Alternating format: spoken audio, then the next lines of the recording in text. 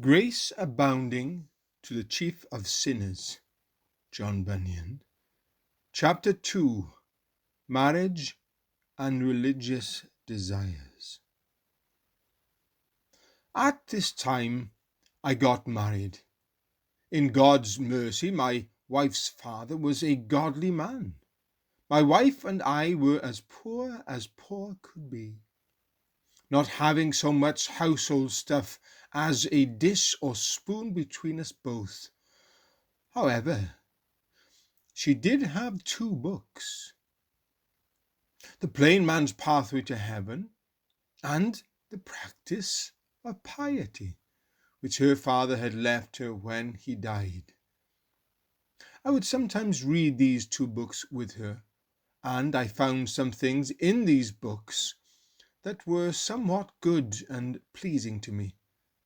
But all this while I met with no conviction.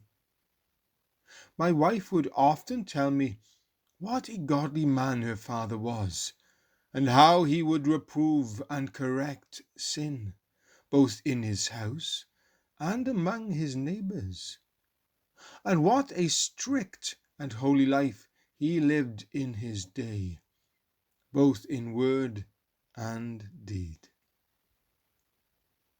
Therefore, these books that I had read with my wife, though they did not reach my heart to awaken it about my sad and sinful state, they did stir within me some desires to Christianity.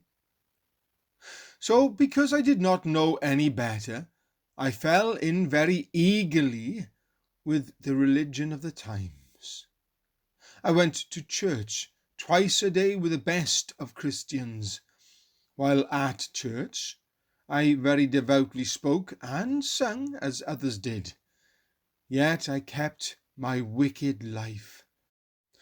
I was so overcome with the spirit of superstition that I adored with great devotion all things regarding the church, the high place where the sermon was preached, the priest, the clerk, the religious clothing that priests wore, the church service, and anything else belonging to the church.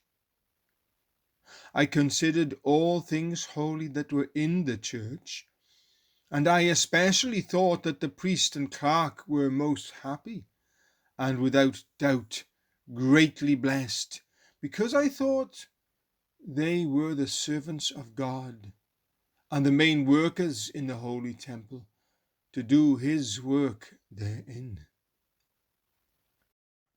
This admiration quickly grew so strong upon my spirit that had I but seen a priest, even if I knew that he was degenerate and corrupt, I would humble myself before him, reverencing him, and feel a sort of bond of kinship with him.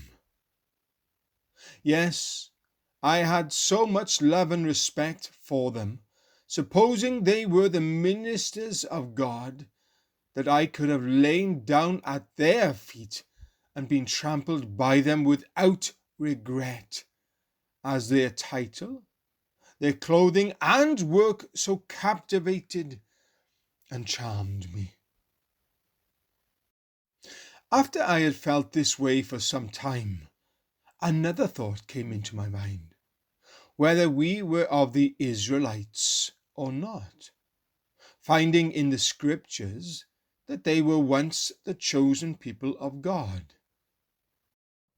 I thought that if I were one of the Israelites, my soul would have to be glad.